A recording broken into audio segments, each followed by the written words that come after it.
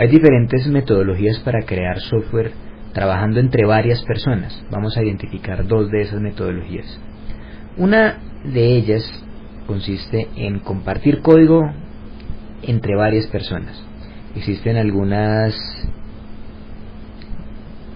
portales, algunas tecnologías para lograrlo, por ejemplo GitHub o Bitbucket, y se escuchan en esas comunidades palabras como forks, o sea, las ramas de determinado software, los commits, que es cuando se incorporan algunas modificaciones a ramas o ramas principales de ese software. Y existe otra cultura, otra metodología, otro paradigma, que es programar por componentes. Este programar por componentes es del que vamos a hablar aquí en este video. La programación por componentes, ¿en qué consiste? En que hay una caja negra que recibe una serie de entradas, las cuales están debidamente documentadas en una especificación que vamos a llamar contrato. Esas entradas pueden ser de diversa naturaleza y se ingresan a través de lo que se llama la interfaz de la caja negra. Asimismo, la caja negra procesa esas entradas y genera unas salidas. En particular, vamos a ilustrar aquí a modo de ejemplo en este video dos diferentes maneras de recoger entradas en el lenguaje Python a modo de ilustración del concepto. La primera opción consiste en utilizar simplemente una lista de parámetros. Esos parámetros se pueden recoger en Python utilizando, en una opción, import sys, o sea, importar el módulo sys, y una vez importado el módulo sys, utilizar el atributo argument v, argv, para extraer los potenciales parámetros o argumentos con los cuales se haya llamado a la caja negra desde una línea de comandos para este ejemplo. La otra opción consiste en utilizar argparse, el módulo argparse, que permite documentar de una única manera, al momento de llamar los parámetros, al momento de definir los parámetros, rotularlos para saber qué se está mandando y que el mismo proceso de llamado sea autodocumentado. Vamos a ver a continuación muy rápidamente la opción 1. Entonces, vamos a generar aquí algo llamado opción1.py, que es la opción en la que vamos a usar import sys y sys.argument. Entonces vamos a recoger los argumentos. Entonces, ¿de qué se trata? De que cuando alguien llame a este script podamos recoger esos argumentos y procesarlos. Por ejemplo, que alguien llame este script se llama opción 1. Entonces si yo lo llamo con Python, digo Python opción 1, pues ahí lo está ejecutando. Entonces le voy a decir que me salude. Entonces print hola. Pero yo necesito que me salude con el nombre que le voy a colocar en la línea de comandos. Entonces, ¿cómo hago para recoger eso? Aquí en esta primera opción voy a decirle que recoja sys.argument.p y que tome el primer parámetro de lo que yo le estoy mandando. Entonces vamos a grabar y volverlo a intentar. Entonces le digo Python opción 1 y entonces le digo Jaime. Entonces él me responde hola Jaime. O sea, este parámetro que estaba acá lo procesó internamente recogiéndolo con sysargument.v, que es lo que se ve acá. Entonces de esta manera podemos mandarle parámetros y los siguientes parámetros pues van a tener ya un número posterior. Entonces el segundo parámetro ya va a tener aquí el número 2, etcétera. ¿Cuál es el problema de este método? Que yo no le estoy diciendo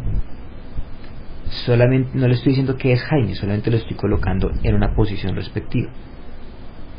Si yo le digo por ejemplo Jaime y luego le coloco algo como por ejemplo desayuno, por ejemplo le voy a colocar acá huevos con cereal, entonces claro, una persona que lo lea va a saber que es un desayuno. Pero si yo después le voy a decir por ejemplo print ¿quieres? Y entonces le voy a preguntar acá sys.argument_b 2. Le voy a preguntar acá si desea esto para desayunar.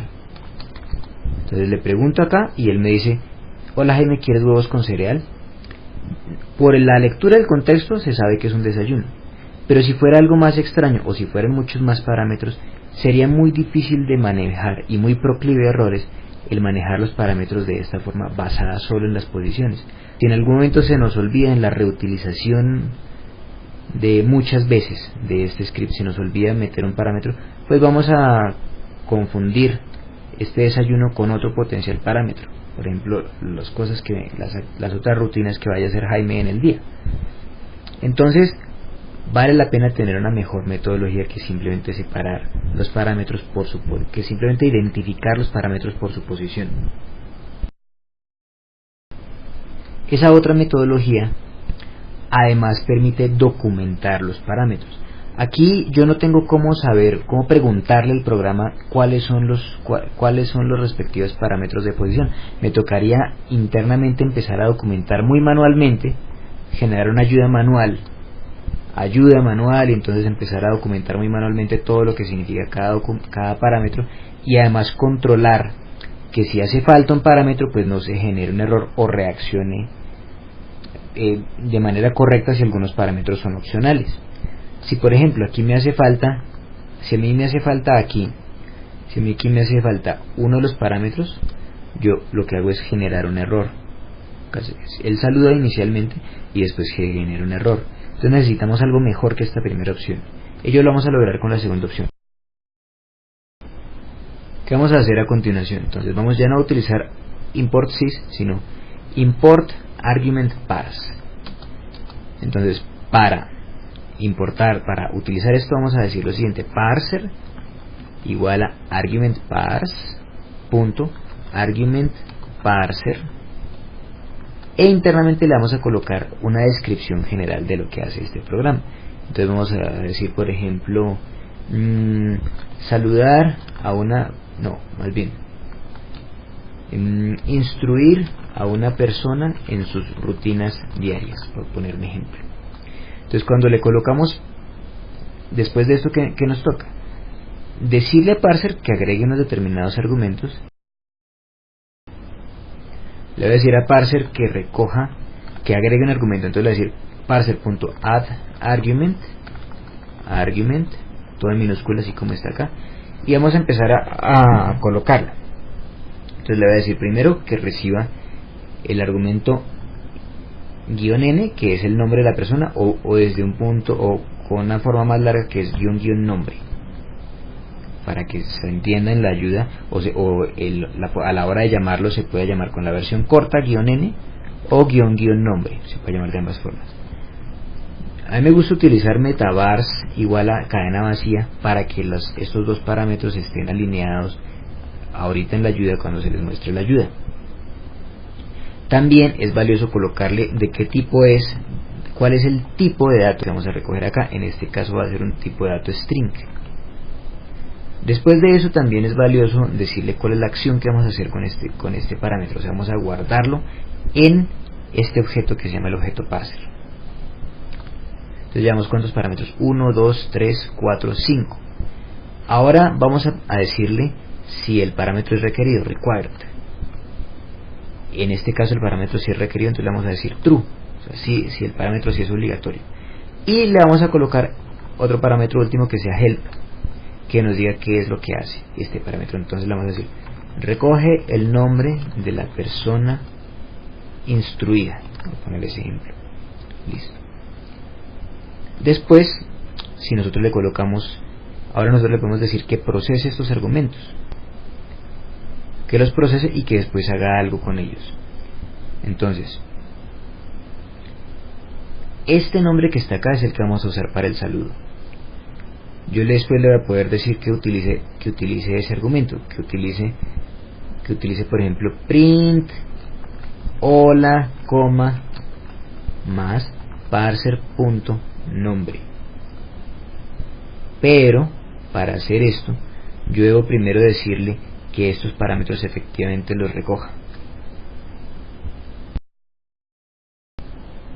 Ahora le voy a decir que procese los argumentos. Entonces para eso voy a tomar el objeto parser y le voy a decir que ejecute este método. Punto parse arguments, y con esto así como lo tengo, simplemente él va a procesar lo que le haya llegado desde la respectiva llamada que se ha hecho a este programa. Y ya, solamente con eso por lo menos podemos saludar. Vamos a ver. Entonces, esta es llamada opción 2.py. Entonces yo le puedo decir Python opción 2.py, pero resulta que como yo estoy usando argument parse, yo puedo usar guión help para que él me otorgue una ayuda de cómo usar este programa. Obsérvese lo siguiente. Yo usé la palabra store en el código como si store fuera una constante del lenguaje y no es el caso. Vamos a corregir eso a continuación. Yo le utilicé action y luego la palabra store como si store fuera una constante del lenguaje. Eso por supuesto es un error. Hay unas acciones definidas, pero esas acciones son cadenas que él interpreta de manera automática, pero esas cadenas no es que hagan parte del lenguaje, hacen parte del módulo. O sea, son comprendidas en el módulo, pero no es que sean parte del lenguaje. Por eso esto fue una equivocación de no haberle colocado comillas. Entonces estas cosas, este tipo de opciones deben estar entre comillas, porque si no generan el error como el que acabamos de ver. Listo. Entonces vamos a volverlo a llamar. Python opción 2.py y pidiéndole la ayuda. Entonces vamos a ver, aquí me dice, de nuevo, me dice que tiene un problema y es que no entiende la palabra clave que es metaverse. Estos son cosas que van a ocurrirles a ustedes, entonces es valioso que ocurran en este momento. Lo que quiere decir aquí es que no es metaverse con S, sino metavar. Entonces vamos a corregir eso a continuación. Entonces no es metaverse, sino metavar, que es información adicional que se le coloca para ayudar a la persona, para guiar a la persona que pide esta ayuda. Yo acá la coloqué como cadena vacía y todo lo coloqué en el parámetro help, porque eso permite una mejor alineación. Vamos a verlo a continuación, a ver si esta vez sí nos funciona o si encuentra algún error. Nuevamente le voy a decir Python opción 2.py --help. Listo. Ahora sí me salió la respuesta. Me dice uso construir a una persona en sus rutinas diarias. Entonces el "-h", pues ya sabemos que es opcional, que es lo que significa help, es opcional. Estos corchetes significan que es opcional. Y hay un parámetro que es requerido, que es el "-n", que aquí está explicado. Dice "-n, --nombre, recoge el nombre de la persona instruida". Así de sencillo. Entonces yo le voy a colocar acá algo más allá, que sea, bueno, ahora sí lo voy a llamar. Le voy a decir entonces "-nombre igual a Pepe". Entonces aquí hay algo interesante que me dice parser no tiene el atributo nombre. Bueno, eso es interesante. Entonces vamos a abrir el código a ver cómo lo llamó. Entonces ¿cómo hacemos para saber qué nombre le dio parser a ese atributo? Listo, vamos a verlo. ¿Cómo hacemos para saber eso? Entonces le vamos a decir lo siguiente, que una vez él ha recogido el parse arguments, entonces antes de imprimir aquí esto donde él supone que se va a llamar nombre, porque acá se llamaba nombre, entonces antes de hacer eso le vamos a decir que imprima todo lo que contiene ese objeto llamado parser. ¿Cómo lo hacemos? Le decimos dir parser y cerramos aquí el paréntesis y que lo imprima, que imprima todo esto. Acuérdense que esto es, entre comillas, es más universal colocar la función print, porque entre comillas, print entre comillas sirve para Python 3 punto algo, 3 punto de para arriba, y también sirve para 2.7. Python 2.7 también sirve colocar print y el mensaje entre paréntesis. Entonces acá vamos a imprimir el dir parser que nos va a arrojar información de ese objeto. Vamos a hacerlo.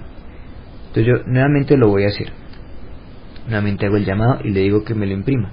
Entonces vamos a ver el que me dice, el que me está diciendo acá. Efectivamente me genera una cantidad de información y acá dice que él imprimió, que él tiene acá una cantidad de atributos, pero claro, lo que esto quiere decir es que yo no he recogido, yo no estoy sacando el atributo nombre del sitio correcto. Claro, efectivamente el error es mío. Quiere decir que no se recoge de aquí no se recoge del parser, sino de los argumentos que son devueltos por parse arguments. Entonces esto aquí está mal, no es parser.nombre, sino que es argumentos. Vamos a hacerlo a continuación. Entonces argumentos igual a parser.parse arguments. O sea, este objeto de argumentos es de donde se saca el argumento, los argumentos que haya mandado. No es del parser, sino del objeto que devuelve la función parse arguments. Es de ahí de donde se sacan los parámetros. Entonces yo acá le voy a decir ya no dir parser, sino dir argumentos. Ahí, eso es lo que le voy a decir, que me imprima el contenido de argumentos. Para ver si acá en donde dice hola, yo acá tengo que cambiarle por argumentos.nombre, que es lo que va a ocurrir a continuación. Vamos a verlo. Entonces voy a grabar y ejecutar nuevamente. Voy a limpiar la pantalla con clear. Entonces nuevamente le digo Python opción 2.py _nombre igual a pepe. Lo ejecutamos. Y acá, aquí sí me sale que un contenido de ese objeto de argumentos es algo, un atributo llamado nombre. Bien, entonces voy a utilizar eso. Entonces aquí en donde yo coloqué el print, que era donde me salía el error, lo voy a descomentar. En lugar de decirle que saque el atributo de parser, que lo saque el objeto argumentos. Hola, argumentos. Y ahora sí, lo grabo nuevamente, lo ejecuto otra vez, ejecuto Python opción 2.py _nombre igual a pepe, lo ejecuto. Y ahí me dice hola Pepe. Me toca quitarle esta impresión que ya no la necesito. Pero acá me está saludando diciéndome hola Pepe. Listo. Vamos a arreglar eso. Entonces ya no necesito que me imprima los argumentos, lo voy a comentar acá, comentar para que no se ejecute, y ya sabemos que es capaz de saludarlo. Listo. Ahora necesito agregarle otro argumento. Voy a agregarle otro argumento, entonces, que diga, por ejemplo, desayuno, lo mismo de ahorita. Entonces parser.add argument, perdón, todo en minúscula, argument, entonces -n, que es la versión corta, o perdón, n no, d de desayuno, lo agrega el desayuno. Entonces no puede ser la misma letra que la anterior, tiene que ser diferente. Entonces guión de desayuno, guión desayuno, es la forma larga, ¿cierto? Metavars igual a vacío también, type igual es una string también. Le voy a decir que el action es un store, pero entre comillas, esta vez ya no voy a cometer el mismo error que antes. Le voy a decir que required es igual a true en mayúscula.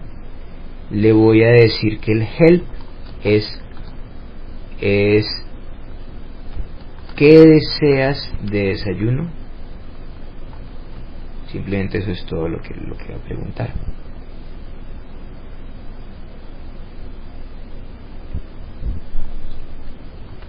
Entonces eso es todo lo que le va a preguntar, o más bien sí, eso es todo. Entonces acá le va a preguntar print. Entonces deseas tal cosa, y entonces ahora lo que vamos a hacer es argumentos.desayuno. Nótese una cosa interesante. Aquí yo tengo dos nombres, el nombre largo y el nombre corto, la guión D y guión desayuno. Argumentos adopta el nombre largo. Yo podría forzarle a que adoptara otra cosa que acá no esté dicha, por ejemplo para fines de traducciones o la razón que fuera. Eso se logra si yo le digo acá que tome algo llamado dest de destino, y con este parámetro yo le puedo decir, por ejemplo, que este parámetro acá ya no lo llame desayuno, sino lo que lo llame breakfast. Entonces aquí en argumentos yo tendría que usar breakfast, de esos argumentos .breakfast. O sea, que ya no adopte ninguno de los dos, ni el largo ni el corto, que si están los dos, pues ya sabemos que adopte el largo, pero que entonces no adopte el largo, sino que adopte uno que yo le voy a forzar acá. Esa sería la otra manera de especificarle acá cuál es el argumento que yo deseo. Vamos a verlo a continuación con breakfast, solamente para fines de este ejemplo. Entonces le voy a decir acá Python, entonces que primero le voy a decir Python opción 2.py, ayúdeme a saber cuáles son los parámetros. Entonces, aquí hay algo interesante. Me dice que hubo un error de sintaxis porque no hay un carácter ASCII en la línea 7 y que no hay encoding declarado. Listo, vamos a ver. Entonces quiere decir que le metí una tilde, y en el Python no se pueden colocar tildes sin decirle antes la codificación. Aquí efectivamente hay una tilde. Entonces vamos a arreglar eso. Aquí arriba, aquí en la parte superior, le voy a decir signo numeral encoding UTF-8, que es en lo que yo estoy grabando en este editor de texto. Listo, vuelvo a grabar. Entonces nuevamente voy a decirle que me muestre la ayuda. Entonces Python ahora me dice otra cosa. Vamos a ver. Nuevamente me dice el metabars en mayúscula, en plural, que lo cometí el mismo error. Le dije metabars y era metabar. Listo. Vamos a quitarle esto. Nuevamente grabamos WQ, write y quit, y nuevamente le pedimos la ayuda. Ahora sí me da la ayuda. Entonces me dice, ¿para qué sirve el programa? Ahora me muestra los dos parámetros en versión corta, y aquí en versión corta, en versión larga me explica cada parámetro. Como yo utilicé el parámetro help, entonces esto queda alineadito bien bonito. Si yo hubiera utilizado el parámetro metabars para hacer esta descripción, no me hubiera quedado tan bonito. Así me quedó de esta manera. Entonces -d o -- desayuno está explicado acá, que sea de desayuno. Listo. Entonces vamos a decirle acá que en lugar del parámetro help, yo le voy a decir ahora Carolina, y el desayuno va a ser jugo de naranja. Entonces él me va a saludar, me dice. Entonces nótese una cosa bien interesante. Yo acá simplemente utilicé argumentos posicionales. O sea, no sirve utilizar argumentos posicionales, y él me regaña, me dice, oiga, pero es que el argumento nombre es requerido y usted no lo dijo. Entonces esto ya no funciona como el sysargument de antes. Acá toca decirle. Entonces acá antes de Carolina toca decirle _nombre igual a Carolina, o uno podría decir simplemente -n, que es la forma corta, ¿cierto? Y aquí en jugo de naranja lo mismo, -d igual, o sea, la forma corta. Vamos a ver qué nos responde. Nos dice, hola Carolina, ¿deseas jugo de naranja? Bueno, acá me faltó el cierre. Pero acá está usando la forma corta. Yo hubiera podido usar _nombre, y aquí _ desayuno. Usé la forma corta, que es admitida también en la ayuda, como lo muestran aquí en la ayuda. ¿Por qué? Porque en el código admitimos esas posibilidades. Aquí estaban, que puede ser o -d o _ desayuno para ese parámetro, o -n o _ nombre para ese otro parámetro. ¿Listo? Entonces, ¿esto qué permite? Que cuando se entreguen las cajas negras, voy a limpiar nuevamente la pantalla, que cuando se entreguen las cajas negras, pues sea fácil decir Python, por ejemplo, opción 2.py, el respectivo nombre del script, y que la persona pueda hacer help y pedirle qué debo hacer, y aparezca la documentación. Que el sistema automáticamente controle si a mí me falta un parámetro. Entonces, si me falta un parámetro acá, él me va a decir que hay un error, que le falta cierto parámetro. Eso lo está controlando también. Entonces está controlando el error, y además me está mostrando las ayudas. Y que cuando yo le meta las ayudas correctas, como hicimos aquí antes, cuando yo le meta los parámetros correctos, entonces simplemente me arroje las respectivas salidas. Este tipo de cajas negras admiten con mucha facilidad la programación en grupo, porque simplemente se sabe que se le debe meter. Eventualmente, si hay que introducir más especificaciones de cada parámetro, pues bueno, se hace, pero por lo menos se sabe qué parámetro recibe aquí en este ejemplo, y después arroja una salida. Entonces no necesitamos, ya una vez una persona es capaz de imprimir esta ayuda, pidiéndole la ayuda al mismo programa, el programa le arroja esta ayuda, y cuando se satisface esa respectiva ayuda, entonces el programa arroja una salida, sin necesidad de que estemos interviniendo el código una y otra vez en la reutilización de ese script. A eso lo vamos a llamar, para estos fines, programación orientada a objetos. Programación orientada a componentes. A componentes, en donde ocurre esta maravilla de que tenemos una caja negra en donde hay unas entradas. En este caso era la entrada del nombre de la persona y el desayuno, y hay unas salidas. En ese caso era unos saludos rutinarios. En la opción 1 pues nos servía simplemente si utilizábamos las posiciones. En la opción 2 podemos nombrar los parámetros, hacer algo mucho más enriquecido, que nos permite sacar ayudas, validar mejor. Inclusive hasta se pueden colocar opciones. Uno puede colocar parámetros que se basen en opciones. Es muy recomendado que ustedes busquen la documentación de ArcParse si necesitaran mayor riqueza que la que se ha mostrado en este video, para poder controlar de una manera mucho más documentada los parámetros que va a recibir su caja negra. Y esta forma de presentar los trabajos permite mucha más facilidad, que las pruebas de los trabajos sean mucho más simples, que no sea necesario estarse metiendo al código de las personas, que no sea necesario que unas personas se estén corrigiendo las unas a las otras, sino que simplemente si hay un fallo en las entradas o hay un fallo en las salidas, pues se le reporta respectivamente a la persona y se arregla el componente, se arregla esa caja negra, sin necesidad de que las otras partes del equipo de programación estén interviniendo una y otra vez esa caja negra. O inclusive, si en algún momento fuera a reemplazar la caja negra por otra, pues valga decir, es simplemente una caja negra que se reemplaza por otra, así de sencillo.